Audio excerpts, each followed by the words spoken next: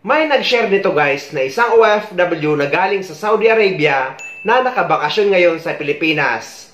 At babalik din siya sa parehong employer after ng bakasyon niya ng 2 buwan.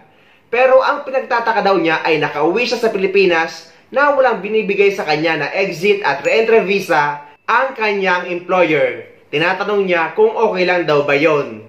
Ang sagot dyan, dahil napakarami na rin OFW ang nag-share nito, na nakikita na daw sa immigration ng Saudi Arabia ang exit at re-entry visa online. Kaya nakauwi si kabayan sa Pilipinas kahit wala nito. Pero ang advice ko guys ay dapat meron pa rin kayong printed ng inyong exit at re-entry visa galing sa inyong employer. Unang-una guys, kaya importante na dapat may printed kayo ng inyong exit visa, lalo yung nagpaplano na mag-for good na sa Pilipinas, dahil isa din itong patunay na wala kayong bad record sa Saudi, lalo kapag nagbabala kayo mag-apply sa ibang agency. Panoorin nyo itong sinabi ni OWA Admin Arnel Ignacio. Napakahalaga niyang exit visa na yan eh.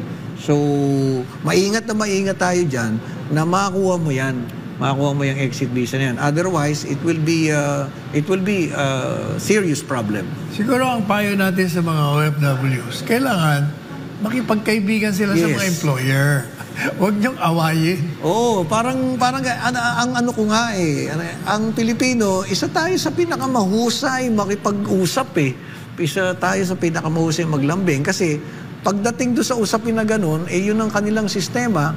So, para hindi na umabot sa kailangan naming kausapin, lambingin, because it's really a very important component pagka kayo ay kailangan na umuwi. Pangalawa na kaya dapat may printed kayo ng inyong re-entry visa dahil isa ito sa mga requirements na hahanapin sa immigration kapag pabalik na ang isang OFW sa bansang Saudi Arabia. Kaya mahalaga guys na may printed kayo ng inyong exit at re-entry visa. Ang gawin nyo ay i-message nyo ang employer nyo or yung amo nyo sa Saudi na i-send sa inyo ang soft copy through email or WhatsApp. At ipaprint nyo sa Pilipinas kung nakauwi na kayo na wala kayong dala or wala kayong printed ng exit at re-entry visa nyo. Sa mga hindi naman nakakaalam ng mga latest requirements pauwi sa Pilipinas at pabalik sa ibang bansa, pati sa e-travel arrival card registration step-by-step guide, ay meron akong video na ilalagay ko sa description ng video na ito para mapanood nyo.